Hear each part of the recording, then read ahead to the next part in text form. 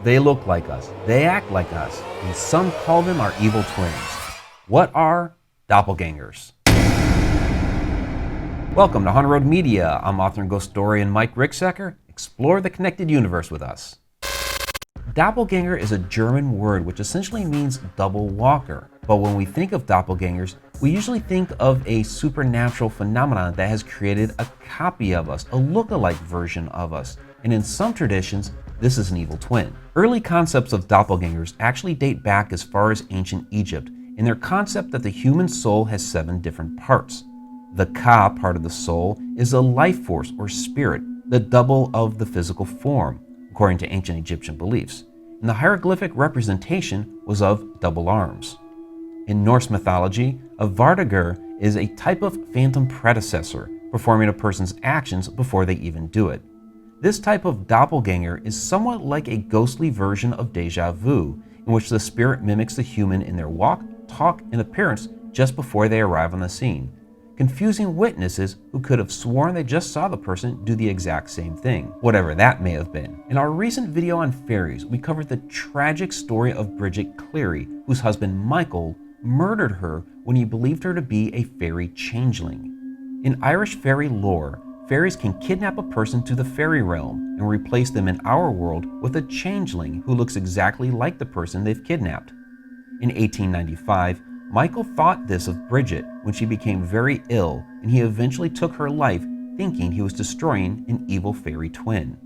There have been several famous doppelganger sightings over the years, including an interesting case with the famous German poet Johann Wolfgang von Goethe.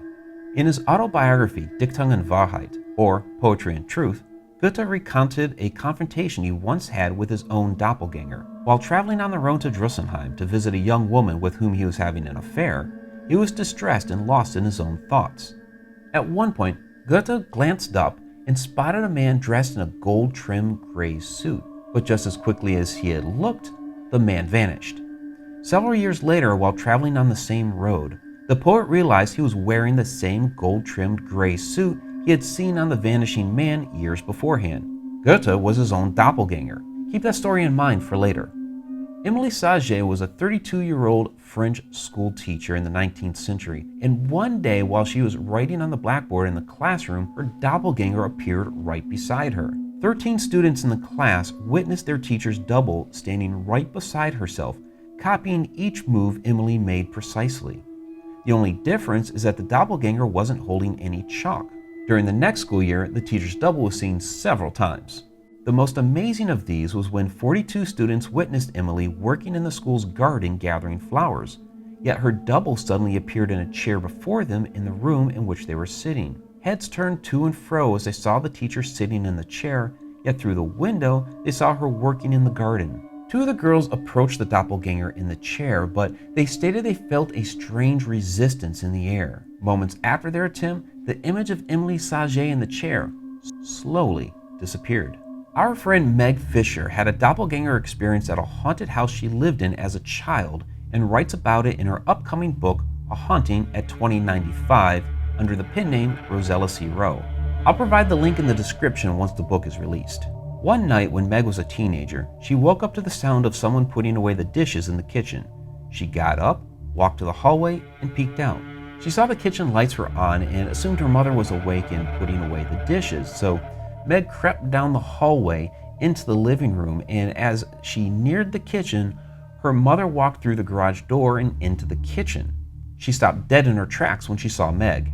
Meg still remembers exactly what her mother was wearing, her favorite jeans and a teal sweater. And she also recalls her mother looking tired and gazing at Meg as if she didn't realize who she was. Meg asked, "Mom, what's wrong?" And her mother suddenly looked panicked. Meg reached out to touch her, and as she did so, her mother suddenly bent backwards and then ran off down the hall to her bedroom. Meg ran after her and was astonished because when she got to the bedroom, her mother was asleep in bed and wearing her nightgown, not the jeans and the sweater. Meg tapped her mother on the side to wake her, and when she did wake, she was very tired and asked Meg if she was all right. Meg asked her mother if she'd been sleeping long, and her mother responded that she had been sick at work, left work early, came home, and had actually been asleep for a couple hours. So who is the doppelganger that looked like Meg's mother? Was it a ghost? Some sort of haunting or paranormal activity at the house? Or was it something else? When I first heard this story, I immediately thought that this experience must be some sort of time slip, similar to the ones that I described in the recent Time Travelers video. For whatever reason, Meg's moment in time and her mother's, the version of her mother that was in the kitchen, actually crossed paths. Perhaps this was an image from the past playing out for Meg, and from her mother's perspective, the one that was in the kitchen, this was actually a glimpse into the future, which could be why she was panicked. We saw this same type of phenomenon play out with Goethe, in that it wasn't really a doppelganger he saw, but actually a future version of himself dressed in the gold-trimmed gray suit. For some reason, his moments in time crossed paths along that road. And for some reason, that first time around, he was able to view an older version of himself. Is that also true of the case here with Meg and her mother, in that what they actually experienced was a quick moment of time travel? Another type of doppelganger story that could be an alternative type of supernatural activity involves Sister Mary Jesus, a Spanish nun in the 1620s.